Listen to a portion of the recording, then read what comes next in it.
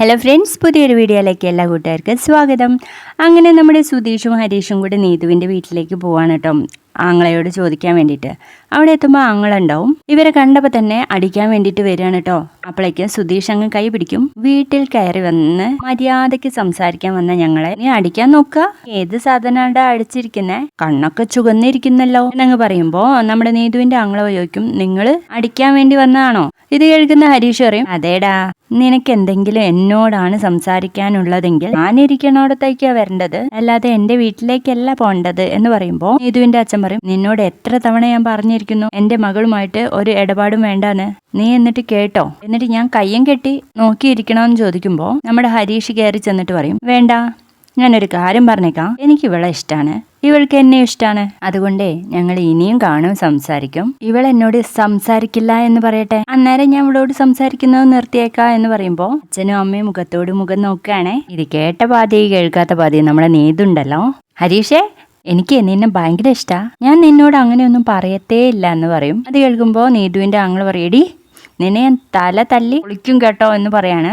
അന്നേരം ഹരീഷ് പറയുന്നുണ്ട്, ഒന്ന് പോടാ അവിടുന്ന്, ഞാൻ അവളോടല്ല ഇഷ്ടം പറഞ്ഞത്, അവളെ എൻ്റെ ഷോപ്പിലേക്ക് വന്നതാ എന്നോടുള്ള ഇഷ്ടം പറയാൻ വേണ്ടിയിട്ട്. ഒരു പെൺകുട്ടി ഒരാണിനെ നോക്കി ഇഷ്ടമെന്ന് പറയുമ്പോൾ അത് കാണാൻ കൊള്ളാവുന്ന ഒരു പെൺകുട്ടിയും കൂടെ ആവുമ്പോൾ ഒരാണും വേണ്ടാന്ന് വെക്കില്ല എന്ന് പറയുന്നു. അന്നേരം നീതുവിന്റെ അച്ഛൻ പറയും, ഡാ, വലിയ വീരവാദം ഒന്നും മുഴക്കണ്ട, ഞങ്ങൾക്കും കുടുംബക്കാരൊക്കെ ഉണ്ട്, അവരെ ഒന്ന് വിളിച്ചു പറഞ്ഞാൽ മതി, നീ ഇവിടുന്ന് നല്ല പോലെ പോവില്ല എന്ന് പറയുമ്പോൾ, ഓ അങ്ങനെയാണല്ലേ എന്ന് ചോദിക്കട്ടെ നമ്മുടെ സുധീഷ്. എന്നാ പിന്നെ ആ മീറ്റിംഗ് കൂടെ കഴിഞ്ഞിട്ട് അങ്ങ് പോവാല്ലേ ഹരീഷ് എന്ന് പറയുമ്പോൾ നമ്മുടെ നീതുവിന്റെ ആങ്ങള വന്നിട്ട് പറയും, അച്ഛാ, ഇതിനൊക്കെ പുറത്തുനിന്ന് ആളെ വിളിക്കേണ്ട കാര്യമുണ്ടോ എന്ന് ചോദിച്ച് ഹരീഷിനോട് പറയും, എടാ, ഇനി നീ എൻ്റെ അനിയത്തിയെ കണ്ടാൽ എന്ന് പറയുമ്പോൾ കാണും, അതാ ഞാൻ പറഞ്ഞത്, അനിയത്തിനോടെ എന്നെ ഇഷ്ടമല്ല എന്ന് പറയാൻ, അന്നേരം ഞാൻ കാണത്തില്ല എന്ന് പറയുന്നു.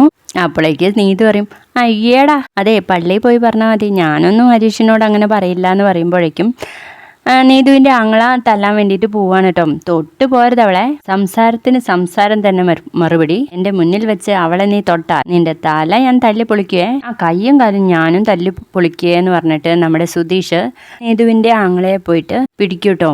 എന്നിട്ട് പറയും, നീ എൻ്റെ വീട്ടിൽ വന്ന് എന്തൊക്കെയാടാ പറഞ്ഞേ, ഞാൻ കാണുമ്പോൾ ഇതൊരു കൊട്ടാരമല്ല, നീയും വാടകയ്ക്കാണല്ലോ താമസിക്കുന്നേ, വാടക വീട്ടിൽ താമസിക്കുന്നതിന് കുറ്റമൊന്നുമില്ല, പക്ഷേ ഒരു വാടക വീട്ടിൽ താമസിച്ചുകൊണ്ട് എൻ്റെ വീടിനെ കുറ്റം പറയാൻ വന്ന അത് വല്ലാത്തൊരു കാര്യം തന്നെയാണേന്ന് പറയാട്ടോ സുധീഷ്. അന്നേരം സുധീഷ് ഇങ്ങനെ അയാളെ വല്ലാണ്ട് തരം താഴ്ത്തുന്നുണ്ട്. അത് കേൾക്കുമ്പോൾ നീതുവിന് പറ്റുന്നില്ല കേട്ടോ. സുധീഷേ, നിന്റെ ഏട്ടനോട് സംസാരം നിർത്താൻ വേണ്ടി പറയാന്ന് പറയുമ്പോഴേക്കും നീതുവിന്റെ അമ്മ പറയും, അതെടി, നിന്നെ ഇവിടുന്ന് കൊണ്ടുപോയാൽ നാളെ നിന്നെയും പറയും ഈ വീട്ടിൽ നിന്നല്ലേ കയറി വന്നേന്ന്. അപ്പോഴേക്കും നമ്മുടെ ഹരീഷ് പറയും, അവിടെ വന്ന് കുറേ വർത്താനം പറഞ്ഞിട്ട് പോകുന്നതല്ലേ നിന്റെ ഏട്ടൻ, അതുകൊണ്ട് എൻ്റെ ഏട്ടൻ ഇവിടെ വന്ന് കുറച്ച് വർത്താനൊക്കെ പറയട്ടെന്നേ എന്ന് പറയുമ്പോഴേക്കും ചന്ദ്രൻ പറയും, എടാ, വർത്താനം പറയാതെ പോകാൻ വേണ്ടി നോക്കുക എന്ന്. അപ്പോഴേക്കും നീതുവിന്റെ ഏട്ടന് ഇങ്ങനെ തരിച്ച് കയറി നിൽക്കട്ടോ. അന്നേരം പറയും, ഇവനോടൊക്കെ ഇനി സംസാരിച്ചിട്ട് കാര്യമില്ല അച്ഛാന്ന് പറഞ്ഞ് തല്ലാൻ വേണ്ടി പോകുമ്പോഴേക്കും സുധീഷ് കയറി അങ്ങ് പെരുമാറും കേട്ടോ. എന്നോടൊക്കെ പറഞ്ഞില്ലേ സംസാരിക്കുന്നിടത്ത് സംസാരം മാത്രം മതിയെന്ന്.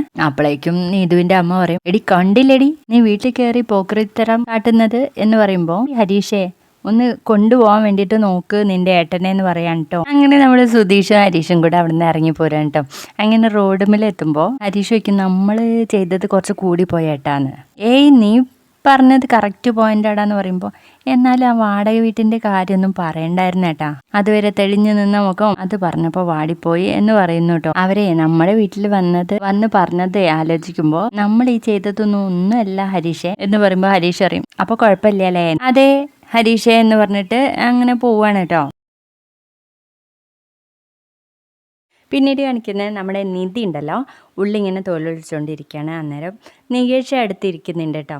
അപ്പോഴായിരിക്കും ഹരീഷും സുധീഷും നല്ല സന്തോഷത്തോടെ സുഭാഷ് ഏട്ടാ എന്ന് വിളിച്ചു വരുന്നത്. അവിടെ എത്തുമ്പോൾ ഉള്ളി തോലൊളിക്കുകയാണ് നിധി എന്ന് ചോദിച്ചും, അല്ല, ഞങ്ങളെ ചെസ് കളിച്ചോണ്ടിരിക്കാന്ന് പറയട്ടോ നികേഷ്. നേരത്തെ ഈ രാജാവിനെ രക്ഷിക്കാൻ വേണ്ടിയിട്ടുള്ള വഴി ആലോചിച്ചോണ്ടിരിക്കാം, നിങ്ങൾ കണ്ടില്ലേ? അയ്യോ തമാശ എന്ന് പറഞ്ഞ് നിൽക്കുമ്പോഴേക്കും സുഭാഷ് അങ്ങ് കയറി വരും കേട്ടോ. രണ്ടുപേരും കൂടി എങ്ങോട്ടാ പോയെന്ന് ചോദിക്കുമ്പോൾ, അയ്യോ ഞങ്ങൾ വെറുതെ തമാശയ്ക്ക് നടന്നു പോയതായിരുന്നു എന്നൊക്കെ ഇങ്ങനെ തട്ടി വിടുകയാണ് കേട്ടോ. അപ്പോൾ ഹരീഷ് പറയുന്നുണ്ട്, ചായ എടുക്ക് സുഭാഷ് ഏട്ടാ എന്ന് പറയുമ്പോൾ, ഉണ്ടാക്കി വെച്ചതൊക്കെ തണുത്തു, ഇനിയേ വേറെ ഉണ്ടാക്കണം എന്ന് പറഞ്ഞാൽ അടുക്കളയിലേക്ക് പോകാൻ. അന്നേരം നമ്മുടെ നിധിയുടെ കണ്ണില് വെള്ളം വരാൻ കേട്ടോ. ഉള്ളിയാണല്ലോ മുറിക്കുന്നേ. അയ്യോ നിധി, ഞാൻ മുറിച്ചല്ലേ എന്ന് ചോദിച്ചിട്ട് നമ്മുടെ സുധീഷ് അങ്ങോട്ടേക്ക് പോവാണ് കേട്ടോ. അങ്ങനെ നിധി വേണ്ടാന്നൊക്കെ പറഞ്ഞാലും നമ്മുടെ സുധീഷ് തന്നെയാണ് കേട്ടോ അരിയുന്നത്. അന്നേരം നമ്മുടെ നികേഷ് ഉണ്ടല്ലോ ചോദിക്കും, അല്ല നീതുവിൻ്റെ വീട്ടിൽ പോയിട്ട് എന്തായി സുധീഷ് ചേട്ടാ എന്ന്. നിന്നോടാരാ ഇത് പറഞ്ഞതെന്ന് ചോദിക്കുമ്പോൾ അപ്പം അങ്ങോട്ട് തന്നെ ആയിരുന്നല്ലേ പോയത് എന്ന് ചോദിക്കുക കേട്ടോ. ഞങ്ങളങ്ങോട്ടൊന്നും പോയില്ല എന്ന് പറയുമ്പോൾ നിങ്ങളുടെ 2 പേരുടെയും പെരുമാറ്റം കണ്ടിട്ട് എനിക്കങ്ങനെയാണ് തോന്നുന്നതെന്ന് പറയട്ടെ നികേഷ്. അങ്ങനെ അവരങ്ങനെ സംസാരിച്ചുകൊണ്ടിരിക്കുമ്പോഴാണ് നമ്മുടെ ചന്ദ്രനും ഭാര്യയും കൂടെ ഓട്ടോയിൽ വരുന്നത്. അന്നേരം ഇത് കണ്ട് ഓട്ടോക്കാരൻ എന്നുള്ള ആ പാട്ടൊക്കെ പാടിയിരിക്കുകയാണ് ഭാസ്കരനെ. അന്നേരം ചന്ദ്ര ഇറങ്ങിയിട്ട് ചോദിക്കും, എടാ ലോറിക്കാരാ എന്ന്. എന്താടാ ഓട്ടോക്കാരാന്ന് ചോദിക്കട്ടെ നമ്മുടെ ഭാസ്കരൻ. അപ്പോഴേക്ക് ഹരീഷും സുധീഷും ഒക്കെ പുറത്തേക്ക് വരുന്നുണ്ട്. അത് കാണുമ്പോൾ നീതുവിൻ്റെ അമ്മ പറയും, അതെ ഞങ്ങളുടെ വീട് ചെറുതായിരിക്കും പക്ഷെ അന്തസ്സില്ലാതെയല്ല ജീവിക്കുന്നതെന്ന്. അത് കേൾക്കുമ്പോൾ ഭാസ്കരൻ പറയും, നിങ്ങളുടെ വർത്താനം കേട്ടാൽ ഞങ്ങൾ അന്തസ്സില്ലാതെയാണ് ജീവിക്കുന്നതെന്നാണല്ലോ തോന്നുന്നതെന്ന് പറയുമ്പോൾ, ദേ ലോറി മര്യാദയ്ക്ക് സംസാരിക്കണം, എടാ പോടാന്നൊക്കെ വിളിച്ചാൽ എൻ്റെ സ്വഭാവം മാറും എന്ന് പറയട്ടെ ചന്ദ്രൻ. ഇതൊക്കെ കൂടെ കേൾക്കുമ്പോൾ നമ്മുടെ സുഭാഷ് ചോദിക്കും സുധീഷിൻ്റെ അടുത്ത്, എടാ ഇവരുടെ വീട്ടിൽ നീ പോയോന്ന്. അതല്ലേ സുഭാഷ് ചേട്ടനോട് ഞാൻ നേരത്തെ പറഞ്ഞേ, ഇവര് നമ്മുടെ വീട് കണ്ടല്ലോ, ഇനി ഇവരുടെ വീട് നമ്മളൊന്ന് കാണണ്ടേന്ന് വെച്ച് ഞങ്ങളൊന്ന് പോയി. തീപ്പെട്ടിക്കൂട് പോലല്ല ആ വീട്ടിൽ നിന്ന് വന്നിട്ടാ നമ്മളോട് വഴക്ക് കൂടുന്നവര്. ഞങ്ങളുടെ വീട് ചെറുതാണെന്നേ ഉള്ളൂ, നല്ല അന്തസ്സാ, നിങ്ങളെപ്പോലെ നാട്ടുകാർ പറഞ്ഞെടുക്കുന്ന പോലെ ഞങ്ങളെപ്പോലെ പറയില്ല എന്ന് പറയുന്നു. അന്നേരം ഭാസ്കരൻ ചോദിക്കുന്നുണ്ട് കേട്ടോ, എടോ ഓട്ടോ, താൻ ആ ആൻ്റപ്പൻ്റെ കയ്യിൽ നിന്ന് 500 രൂപ വാങ്ങിയിട്ട് അവൻ ഇന്നലെ വന്നിട്ട് തിരിഞ്ഞു നോക്കിയോ? എന്നിട്ട് അവിടെ സീൻ ഉണ്ടാക്കിയില്ലേ? ഒരു 500 രൂപയും കൂടെ തിരിച്ചു കൊടുക്കാൻ മേലാത്ത നീയാണോ എന്നെ മര്യാദ പഠിപ്പിക്കാൻ വരുന്നതെന്ന് ചോദിക്കുമ്പോൾ, തനിക്കറിയാടോ ഞാൻ അതിനാണോ വഴക്കുണ്ടാക്കിയെന്ന് എന്നും പറഞ്ഞ് 2 പേരും കൂടെ വഴക്കുണ്ടാക്കാൻ വേണ്ടിയിട്ട് തട്ടി കയറുന്നുണ്ട് കേട്ടോ.